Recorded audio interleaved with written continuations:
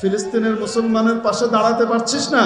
ফিলিস্তিনের ছোট্ট ছোট্ট শিশুরা হাতে বোতল নিয়ে পানি নেওয়ার জন্য দাঁড়িয়ে আছে, তাতেও তোমাদের মন গলে না? তোমার ক্ষমতার মসনদ লাগবে।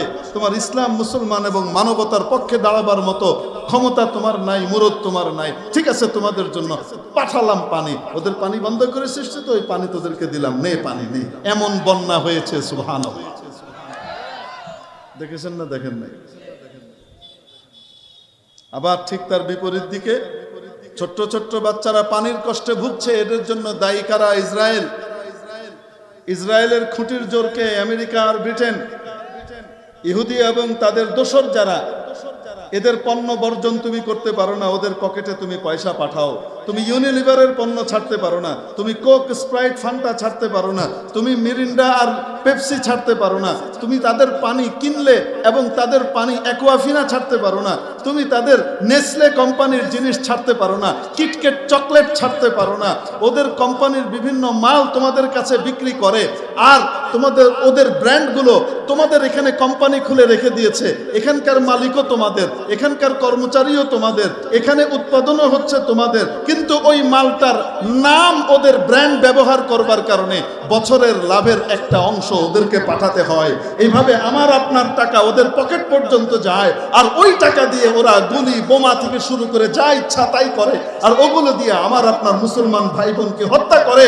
ও মুসলমান, ও বাংলাদেশের মুসলমান, তুমি তোমার জিদ সামলাতে পারলা না। ফিলিস্তিনের মুসলমানের ছোট ছোট বাচ্চাদের পানির পিপাসা, খুদ পিপাসা আর অভাব তোমাকে নাড়া দিল না।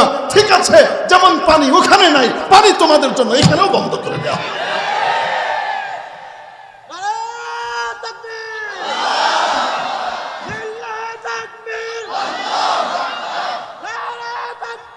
মেরে মুহতারাম দোস্ত, আজিজ ও বুজুর্গ, এগুলো হলো আমাদের পাপের হাতের কামাই।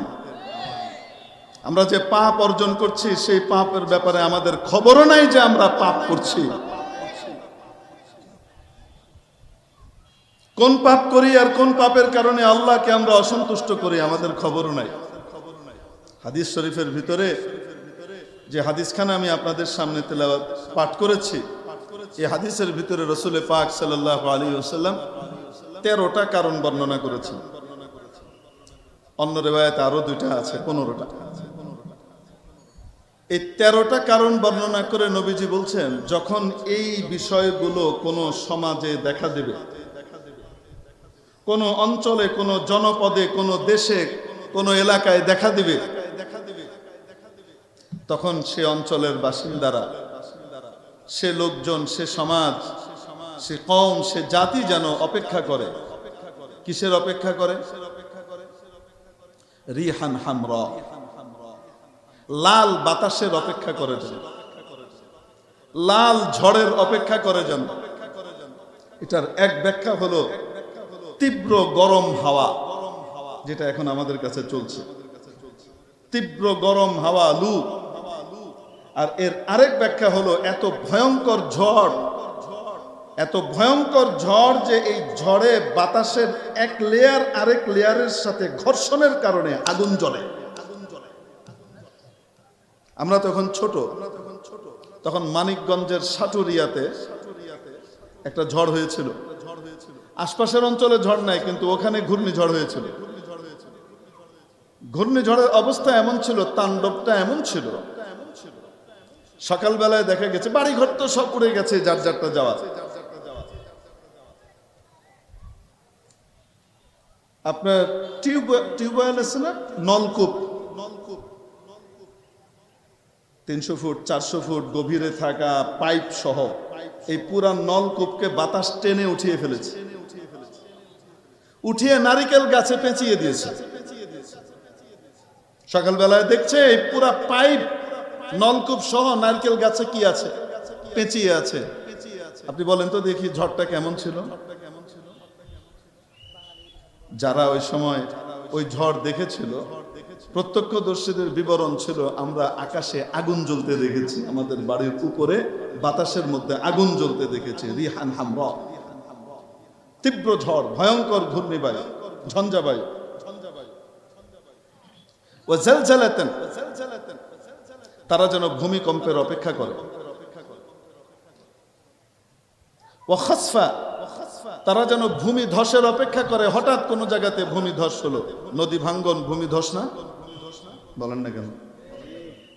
পাহাড় ধস ভূমি ধস না?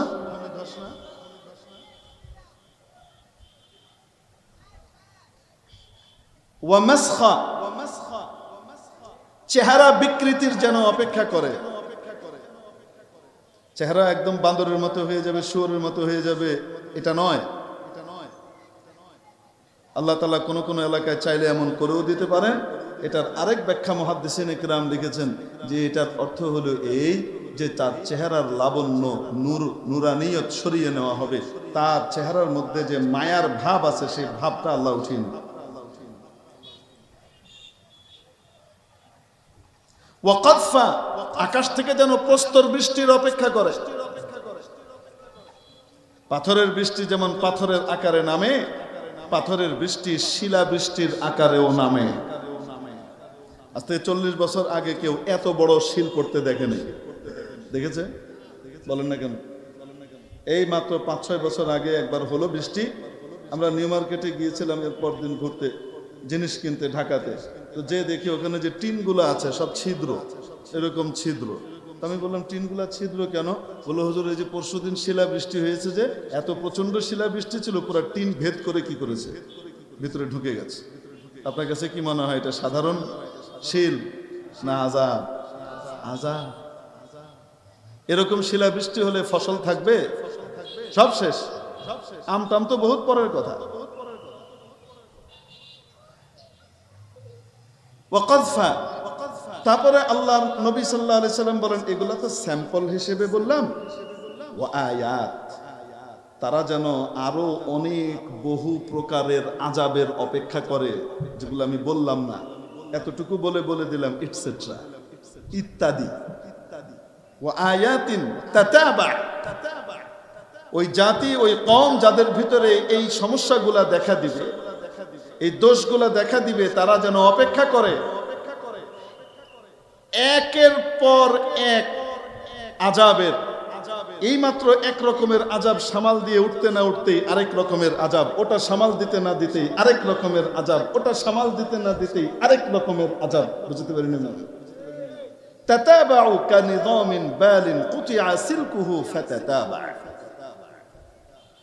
নবী বলেন এমন ভাবে এগুলো একটার পর একটা আসতে থাকবে যেমন একটি পুরনো মালা, যে মালাটির সুতো পুরনো হয়ে গেছে, আর পুরনো হওয়ার কারণে সেটা ছিঁড়ে গেছে। আমাদের ভাষায় আমরা বোঝানোর জন্য বললাম, মনে করেন তসবিহ। তসবিহ যদি হঠাৎ কারো হাত থেকে ছিঁড়ে যায়, তখন দানাগুলা যে পড়ে আটকানো যায় না? বুঝার আগে টপাটপ টপাটপ করতে থাকে। তো মালা ছিঁড়ে গেলে ওরকম টপাটপ টপাটপ কি করতে থাকে? মুক্তাগুলা, দানাগুলো পড়তে থাকে। নবীজি বলছেন এমন ভাবে আযাব গজবগুলো আসতে থাকবে যেমন ভাবে একটি পুরনো মালার সুতো ছিঁড়ে যাবার কারণে যেমন একটার পর একটা top top top top top top top top করে পড়তে থাকে, রোধ করা যায় না, ঠেকানো যায় না, আটকানো যায় না, ঠিক তেমনি ভাবে অপ্রতিরোধ্য গতিতে একের পর এক আল্লাহর আযাব তাদের উপরে আসতে থাকবে। কেন আসবে? তাদের এই কাজগুলার কারণে, এই হাতের কামাইয়ের কারণে। মেরে মুহতারাম দোস্ত, ইস্তেসকার নামাজ তো কম হচ্ছে না, ইস্তেসকার নামাজ তো কম হচ্ছে না, কিন্তু তারপরেও কাঙ্ক্ষিত বৃষ্টির দেখা কিন্তু মিলছে।